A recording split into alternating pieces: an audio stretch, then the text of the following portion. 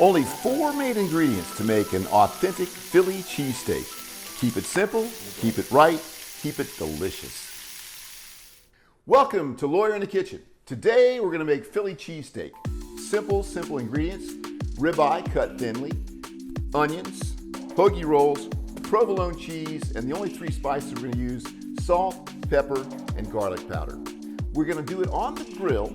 I'm going to do it on a Blackstone, but I'm also going to cook it in a skillet. First thing we're going to do is, after we've gotten our steak out of the freezer, is cut this in nice thin strips. And we're just going to cut these in very thin strips. And if you freeze it, it's going to be super easy to do. And look how thin these are. But see how thin that is? This is exactly what you want right here. Nice and thin. And if you did this while it was just cool, you would have a terrible time trying to cut this thing. But frozen, or just shy of frozen, it works out very easily. So we're gonna go ahead and cut our hoagie rolls right down the middle. Now, we're only gonna go 3/4 of the way. That's the goal.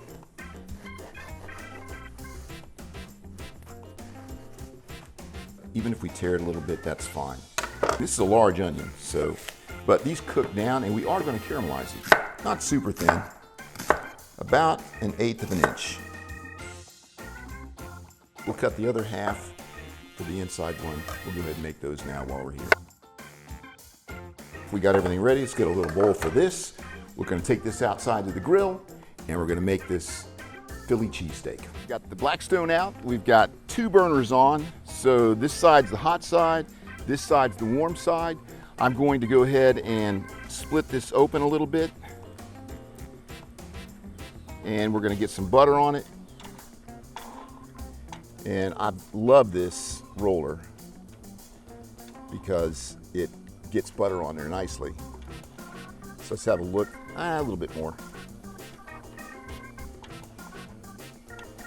It's better to get the bun done first because it's easier to keep track of. Once you start the onions, you want to be paying attention to them. That's good. All right, I'm going to put it here in about just a little bit here towards the warm side. And if you're wondering, it's about 215 degrees right in here. 218 degrees outside. Yeah, it's Florida. It's Florida in August, so yeah, it's hot. All right, let's have a look. All right, the bottom is definitely toasted enough, so I'm going to put it on this side. I got the hot side over here. I got the warm side over here. It just needs a little more crunch on the top. Let's have a look at it. And that looks good. Have a look at that. Isn't that nice? That's nice. That's plenty toasted. All right, we're going to scoop this over here so it doesn't cook anymore. And now it's time to put on the onions. And I'm using grapeseed oil. It's my favorite thing. It really is. Now it's time to season. A little bit of salt, a little bit of pepper,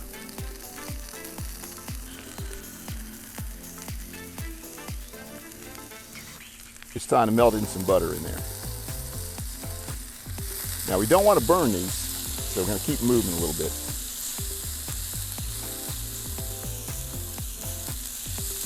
We don't want to brown them, we want to caramelize them. I'm going to move them over here where it's not quite as hot.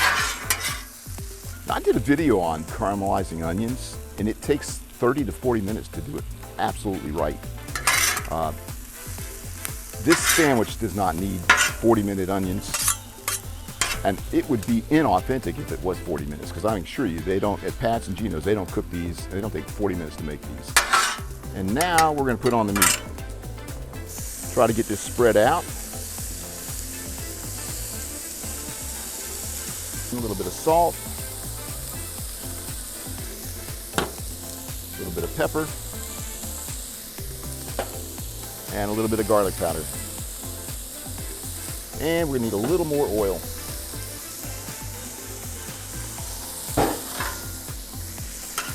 And just let it sit there for a minute.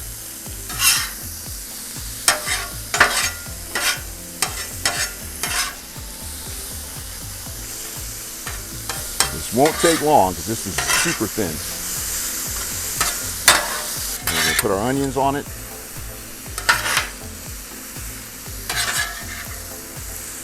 Now it's time to put the cheese on it.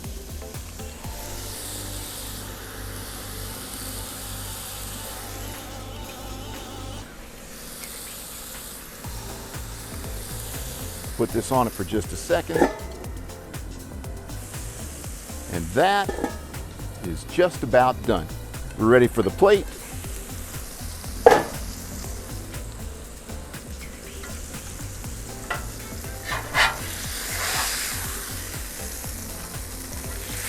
And there's a sandwich right there.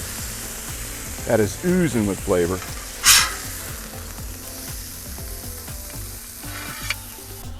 Let's go in and have a taste. Our first Philly cheesesteak is done from outside. Let's cut this in half. Let's look at that. Look at that. Look at that cheese. Let's try a taste. All right, here we go. Oh.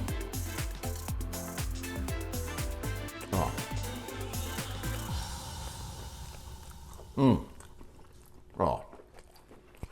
That is right.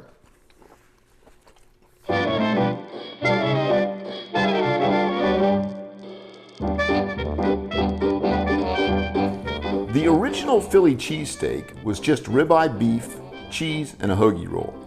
This sandwich is nearly a century long, and it was in fact created in Philadelphia, attributed to two brothers, Pat and Henry Oliveri.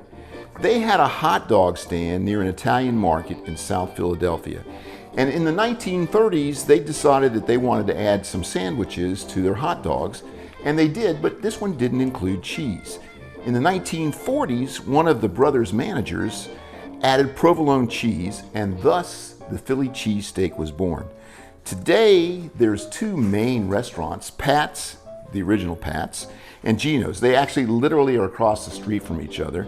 And I've tried both of them. They're both very good. I couldn't tell you which one I like the best. In the 1950s, though, they transitioned to Cheese Whiz. And the reason they went from provolone to Cheese Whiz is for one reason. It was faster. That's the only reason. So now, today, you can get provolone, American cheese, or Cheese Whiz on your Philadelphia cheesesteak. All right, so we're gonna do essentially the same thing inside as we did outside, except we don't have a grill, but we do have a skillet. And so I'm gonna get the bread buttered up. Obviously, this is easier on a grill. You could do this with a food brush and be just fine. And we'll do the bun first. The only difference here is we don't get to keep everything on the grill. We're gonna have to put it someplace else. That's the really the only difference. All right, so this is plenty good right here. Now the only difference is we can't keep this warm. I mean, you could put another skillet on the stove and keep it in there, but you don't need to do that. We just need to finish cooking. And that is too high. We want to turn that down because we don't want to burn them. We're going to start moving these around right now.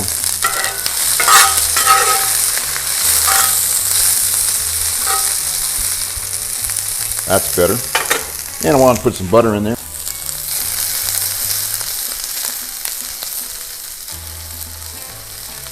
This is unsalted butter. We've got complete control of how much salt is in here by adding it. A little bit of salt. A little bit of pepper. A little bit of garlic powder.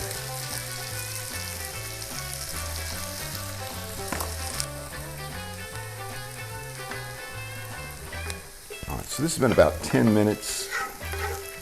We're going to go ahead and take them out.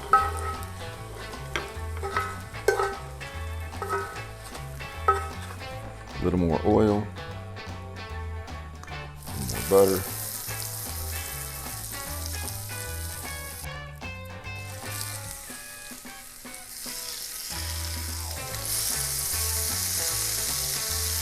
A little salt, a little pepper, a little garlic powder.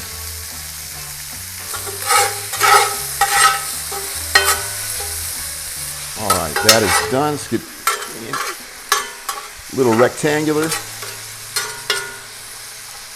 Put our onions back on.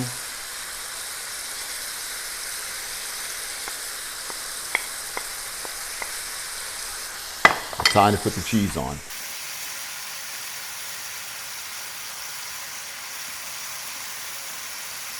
Cover that up. And that's it.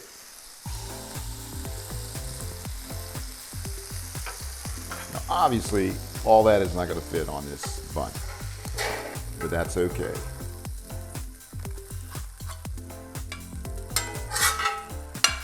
Look at that cheese. Fold it up.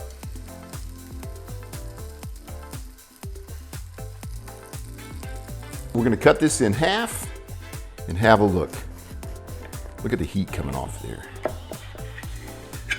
Ah, look at that. Look at that cheese. All right, I'm going to have a bite. It's hot, but this looks fantastic. And this is inside. This is on a skillet. Look at the steam coming off of that. Isn't that nice? Is that going to burn my? Is that going to burn my mouth? All right, here we go.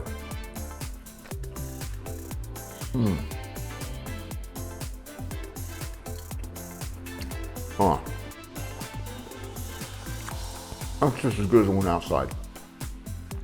This is super fast, super delicious, super easy. You can do it inside, you can do it outside. You can do it on a skillet, you can do it on a grill. It doesn't matter. It's 4 main ingredients, super simple. Thanks for watching. I appreciate it if you like and subscribe.